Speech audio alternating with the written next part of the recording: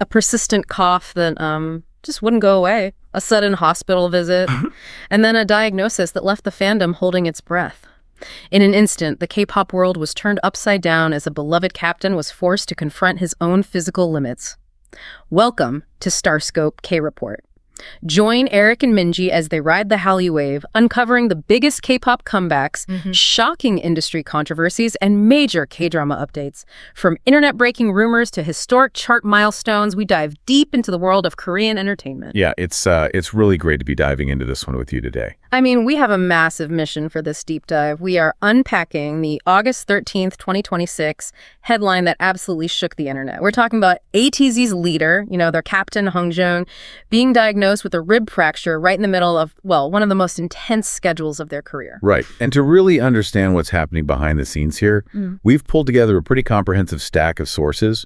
We're examining the official statements released by KQ Entertainment via TOK2Q. Yeah. We're also analyzing ground reporting from industry sites like Soompi and Kajid.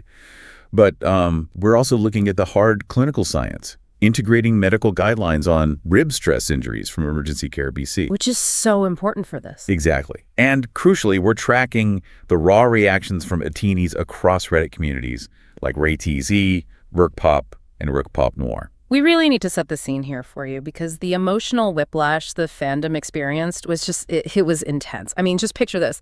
ATEEZ has been on an absolute tear all summer. Oh, yeah.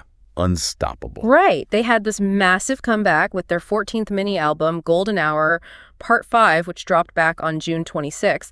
The title track, BAD, has just been sweeping the chart. Oh, literally dominating. Yeah. They achieved an all-kill, and the global momentum has been staggering. The visuals are stunning, performances are top tier, and the internet has been completely obsessed with Choi Sen's chest-shaking dance. Oh, the viral challenge. Yes, it went so viral that actor Ma Dong-suk joined in and dubbed himself Ma-san. It was amazing.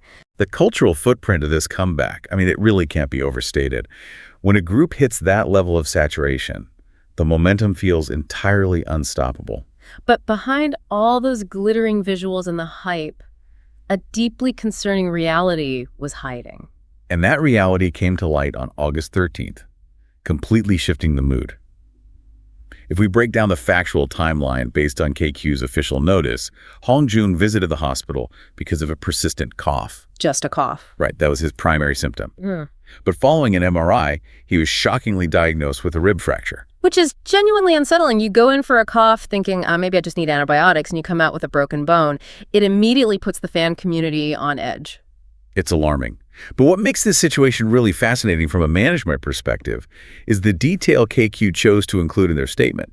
They explicitly noted that medical professionals advise sufficient rest. Right. However, they followed that up by stating that Hongjoong pushed back, explicitly requesting to continue his scheduled activities. As a fan, reading that statement brings up a hurricane of emotions. You just immediately go into protective mode. Totally. If you look at the Reddit threads on ATEEZ, it's just pure, unfiltered worry. One fan literally wrote, "Someone bubble wrap him, please." Saw that one. And another called him our stubborn squirrel. The affection is obvious, but underneath it, there is this real sense of dread. And honestly, when you look closely at the phrasing KQ used, it totally reads like a frustrated parent tattling on their kid. It's like the agency threw their hands up and said, look, we tried to get this fool to rest. The doctor tried, but he won't listen, so do not blame us. That is a very sharp observation, and it highlights a critical dynamic. If you look at the Knet's reactions on Reddit, they entirely agree with that assessment. Really? They saw it too? Oh, absolutely. They pointed out that KQ made a highly calculated PR decision there. They were establishing a clear paper trail of liability. In this industry, agencies get crucified by fans for overworking idols. Oh, protest trucks, boycotts, the whole 9 yards. Exactly. By putting it in writing, KQ was essentially insulating themselves from the protective wrath of the fan base. It's a classic cover your bases move. But what actually happens to a K-pop idol's body when they try to hit those intense choreo beats with a broken bone? It's not good. No, the medical reality is far more brutal than you might think. We'll unpack the science of his injury right after this. If you love staying updated on your bias and all the biggest KT, make sure you're subscribed to StarScope K-Report. We've got even deeper scoops ahead. So the irony here is that the very same PR move that shields the agency also highlights just how dangerous this is physically. Right. To understand the risk he's taking, we need to look at the clinical reality. According to Emergency Care BC and sports medicine guidelines on rib stress injuries, or RSIs, this type of fracture rarely happens from a sudden impact. See, that's wild to me because my first thought was, did he fall off the stage? Did he get hit by a prop? It's a common assumption. But in high-performance athletics, an RSI is a chronic multifactorial overuse injury. It's caused by high workloads, rapid progression of activity, and just relentless repetitive strain. So, like, the thousands of hours in the practice room? Yes. The spectrum ranges from a bone marrow edema, which is basically a deep bone bruise, Ouch. all the way to a completed stress fracture.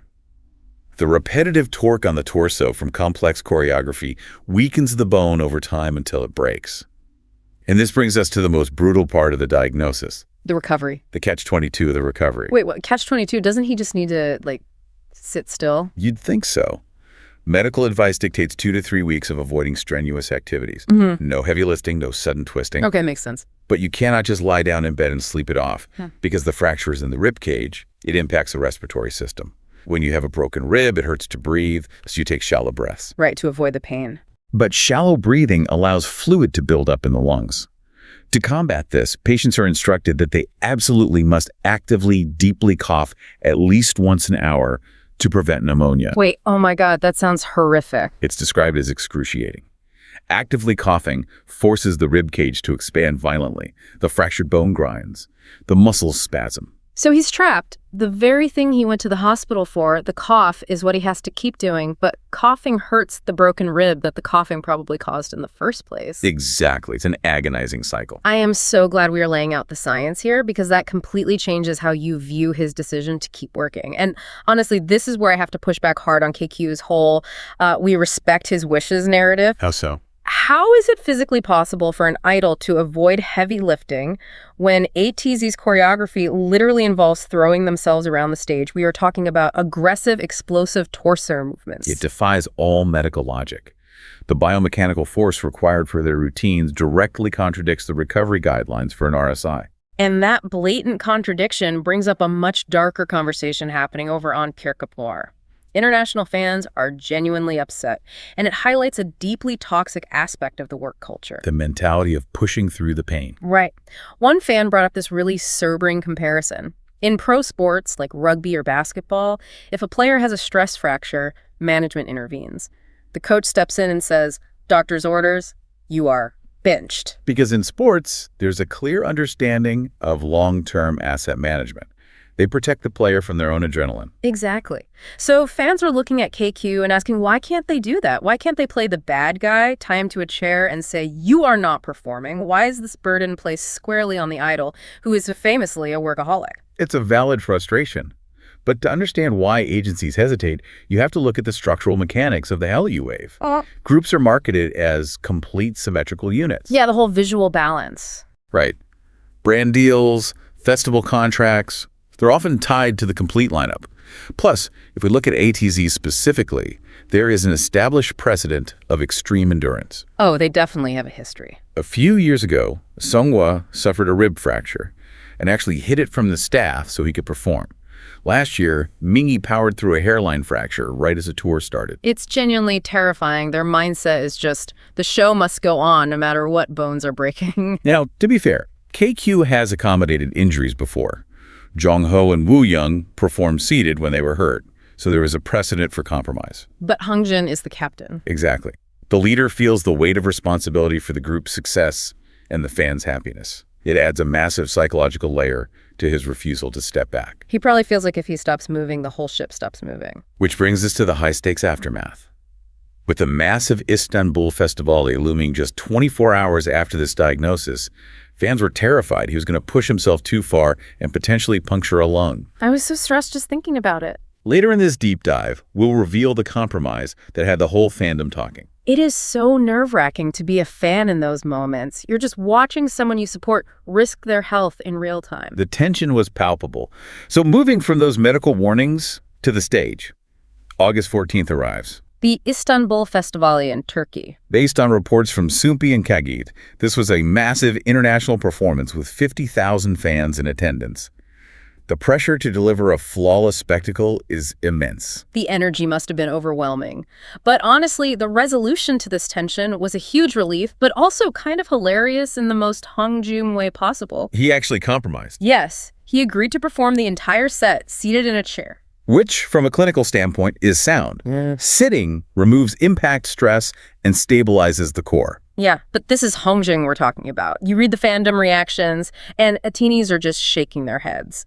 Because even while seated, he's such an incurable workaholic that fans noticed he was sitting with literally half his ass on the chair. Oh, he was perched right on the edge. Entirely forward, aggressively hyping up the crowd, bouncing his upper body to the beat. He was engaging his core and doing everything possible to command the stage without technically standing up. What's fascinating is how the fandom polices that behavior out of love.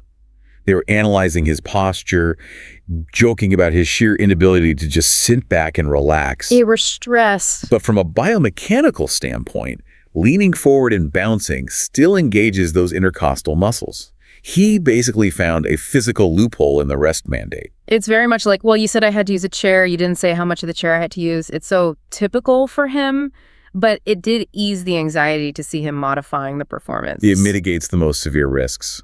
And looking ahead, the next hurdle is an award show at the end of the month. The recovery window is incredibly tight. We are all praying for another chair appearance. Interestingly, there was an unexpected silver lining shortly after Istanbul. ATEEZ was slated to headline a festival in Poland, but it was abruptly canceled. Right, due to organizer contract breaches. Exactly. And the international fan community reacted with sheer relief. Oh, completely. Fans were calling it a massive blessing in disguise. Sometimes the universe just steps in and forces you to take a weekend off. It gave him a few days of legally mandated rest without the crushing guilt of letting fans down. That guilt is a powerful motivator. A cancellation outside of the group's control removes the psychological burden of choice. He has permission to rest. It's sad that it takes a breached contract for an idol to get a weekend to heal, but hey, we'll take it, and we'll be watching his recovery closely. Don't forget to hit that subscribe button so you never miss an update on your favorites. We'll be tracking his recovery and all your essential K-drama news. As we wrap up today, this entire situation really raises a provocative question for you to consider.